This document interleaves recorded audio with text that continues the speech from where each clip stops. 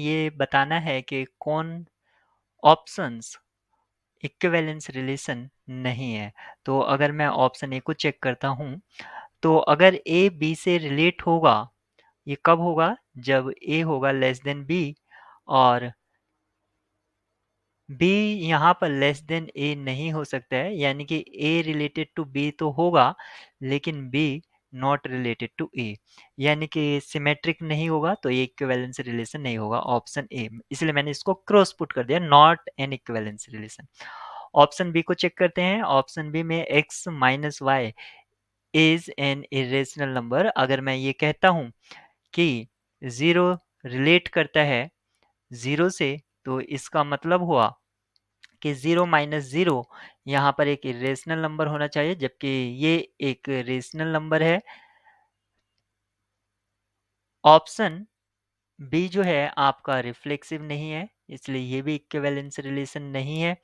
अगर मैं option D को चेक करता हूँ, x minus y is a perfect square, तो हम फिर से यहाँ पर जीरो माइनस जीरो, क्योंकि जीरो बिलोंग करता है आर में, क्योंकि यहाँ पर इक्विवेलेंस रिलेशन डिफाइन किया गया है आर पर, इक्वल्स टू जीरो आएगा। और जीरो आपका परफेक्ट स्क्वायर नहीं है। परफेक्ट स्क्वायर किसे कहते हैं? जिसको हम नेचुरल नंबर के स्क्वायर की फॉर्म में लिख सकते हैं।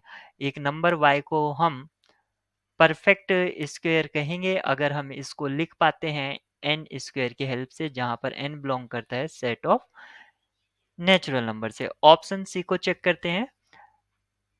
ऑप्शन सी में यहाँ पर कह रखा है कि x minus y is divisible by three, तो कोई भी नंबर खुद से रिलेट होगा, यानी कि a related to a because of a minus a divide होता है थ्री से, यानी कि थ्री डिवाइड करता है जीरो को। इसी तरह अगर मैं बोलता हूँ a रिलेट करता है b से, इसका मीनिंग हुआ थ्री डिवाइड करेगा a माइनस बी को, तो थ्री डिवाइड करेगा इसके नेगेटिव को भी, यानी कि b माइनस ए।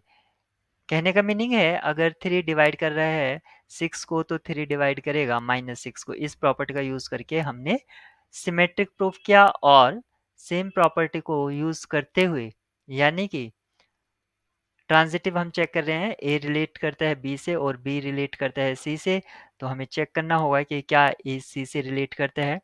ए रिलेट करता है बी से, इसका मीनिंग है थ्री डिवाइड करेगा ए माइनस बी को, और बी रिलेट करता है सी से, तो थ्री डिवाइड करेगा बी माइनस सी से।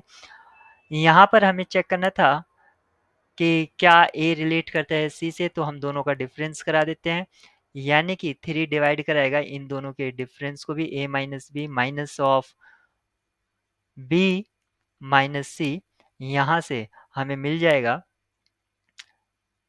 या हमें यहाँ पर प्लस लेना होगा, इन दोनों के सम को भी डिवाइड करेगा, तो b से b कैंसिल आउट हो जाएगा, तो ये थ्री डिवाइड करेगा a माइनस सी को। इसका मीनिंग हुआ a और c भी रिलेट करते हैं।